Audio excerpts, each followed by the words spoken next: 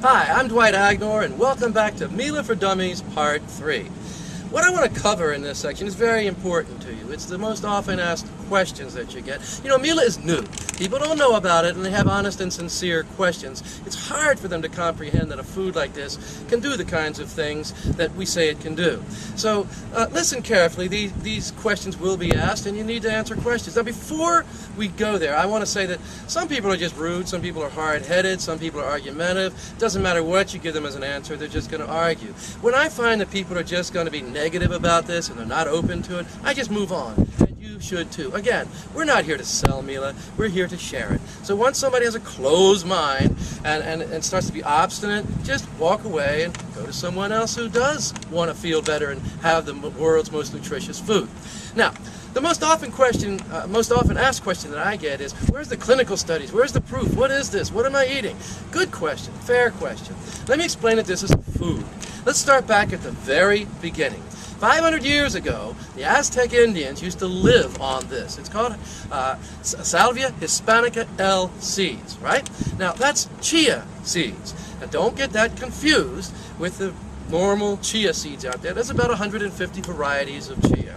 And the Aztec Indians in 1501 got taken over by the Spaniards. They wiped them out. They didn't want them worshiping this food because they actually worshipped it. They called it the food of the gods. So they burned all the fields, and this Salvia hispanica LC disappeared from civilization for all intents and purposes for 500 years. Now, about 20 years ago, a renowned agricultural scientist from a big university here in America went down along the equator where the Aztecs used to live, and he started working on all these varieties of chia seeds, and most of them were useless, and most of them are still useless. And he found and isolated these three amazing seeds that combined were amazing. Then he found exactly where he could grow them. He could only grow them in little small areas along the equator. Had to be the right altitude and the right rainfall and the right soil. Just like growing great grapes for great wines in France. That's an analogy I use with people.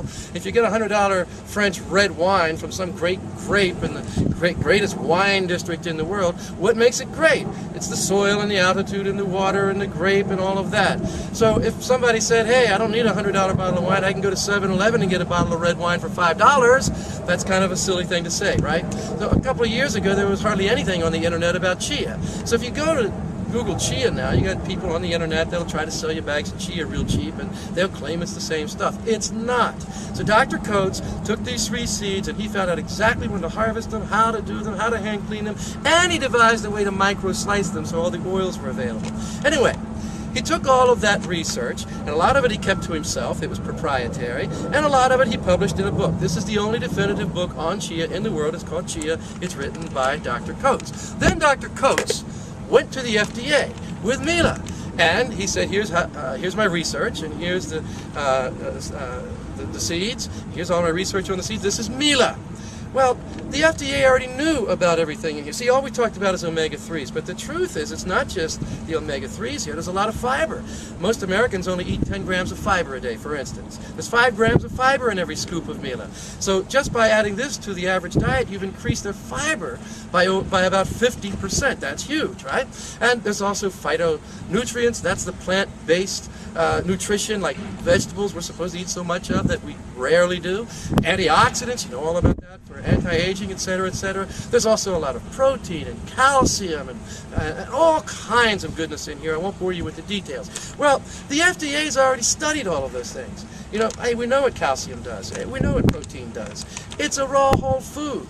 So they stamped their stamp of approval in a matter of months, not years, and said, we don't need any more studies. We get it. It's a raw whole food, just like a potato. And there's no warnings, no restrictions. There's nothing in this that can cause any harm. There's no allergens. There's no dangers. Now, that's not the case with everything. See, the idea that we can sell this without any warnings or any dangers or any restrictions, nothing. That's because the FDA has said, this is a food. We consider this a food. You're good to go, man. We know what's in it. It's all good. It's just pure nutrition. This is the healthiest raw whole food on earth. That's the answer to that question. Now, not everything is like that. For instance, people like flaxseed, been around for years, right? Next time you're in a health food store, if you take a package of flaxseed down, look, See, they have warnings. They have restrictions. That's what makes this so special. Pregnant women aren't supposed to eat flax. Nursing women, little babies. We don't have any of that. In fact, this is great for pregnant women, and it's great for nursing women. It's very healthy for this to be going into the bloodstream of their babies. And the next thing people ask about is, what do you mean by the highest and safest levels of omega-3s? Well, let me explain that. All people normally know about omega-3s is fish, especially wild salmon, very high in omega-3s. But there's also a lot of mercury contamination, and so we're not supposed to eat much fish. And I don't know much about science, I'm not a scientist, but I can't imagine there's going to become less mercury contamination as time goes on. I would imagine, rationally speaking, it's only going to get worse. Wouldn't you agree with that? And also, farm-raised salmon is not the same thing. So don't go thinking you're buying salmon. Let me tell you something. There's a reason that farm-raised salmon is 1/4 of the price. Next time you go to the grocery store and you look in the seafood thing there, look at the salmon. It says in small print, color added by feed. What does that mean? That means they're keeping and raising these salmon in a cage in the ocean. So they're having to feed it man-made stuff. And so those fish aren't eating the wild stuff in the ocean and the krill and the whatnot. So they don't have anywhere near the omega-3s as wild salmon. And their color of their meat is not the same. So they have to add food coloring to it. And they won't reproduce in captivity. So they have to add hormones to it. There's a lot of things you can look up and find out about. But don't mistake farm-raised salmon for wild salmon, nowhere near the amount of omega-3s. And what about fish oil capsules and things like that? Well, let me just say this. I just saw on Good Morning America, and you can Google this, just Google fish oils and lawsuits, and it'll all come up. Again, I'm not a scientist, I'm not making any judgments, but this was the story on Good Morning America, that a big group of environmentalists has filed a massive lawsuit against all 10 of the biggest fish oil companies. And I'm talking about people like CVS and GNC, big companies, right? And they claim that there's dangerously high levels of PCBs, and that causes cancer and birth defects and whatnot. Now, I don't know if there is or not, I'm just telling you what they're saying. And the fish oil industry comes back and says, yes, there is PCBs in this oil, but it's not at a dangerous level. Well, whether it's a dangerous level or not, I don't know, but it does raise a red flag. The point is, there's no mercury contamination in this, and there's no PCBs in this.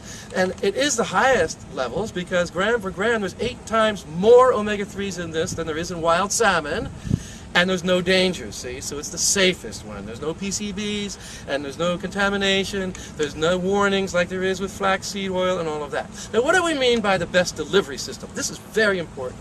Well, Dr. Coates has devised and patented a way to micro-slice these seeds. So see, these are the only seeds that are sliced like this. And the seeds have so much antioxidants that the oils won't smell bad. See, if you leave a piece of fish out overnight, it'll smell like fish because it's the oxidation, right? Because it doesn't have antioxidants. But there's so much antioxidants in these seeds that even though they're sliced and the oils are open, there's no smell and there's no taste to it. That's a big deal. So let's suppose you go to the grocery store and you buy these big, thick, waxy omega-3 capsules or fish oil capsules, right? Now you got to eat these capsules and they have to dissolve. Well, not all of that oil is going to be absorbed. So there's a percentage of it that will and a percentage of it that won't. Let's make up something. Let's suppose you got a big, thick, waxy capsule and there's 600 milligrams of fish oil in there. And let's suppose you eat that, and let's suppose only 50% of it gets absorbed. Now, you've really only absorbed 300 milligrams, right? Well, this doesn't have to dissolve. You see, these seeds are already sliced and the oils are already, so once you eat Mila, your body just sucks all that oil and almost all of the oils in these seeds gets absorbed. Now, there's 3 grams of omega-3s in 1 scoop of Mila. So that means if you've got 300 milligrams being absorbed from that fish oil, as an example, you would need 10 of those fish oil capsules in those big, thick, waxy capsules to make the same thing as one. So, here we go again. The highest and safest levels of omega-3s with the best delivery system. I hope all of those things really help you out. And if you have any questions, go to myplanbworks.com and listen to what the doctors have to say there. They explain it pretty well too. I'm Dwight Agnor. Thanks for joining us at Mila for Dummies, Part 3.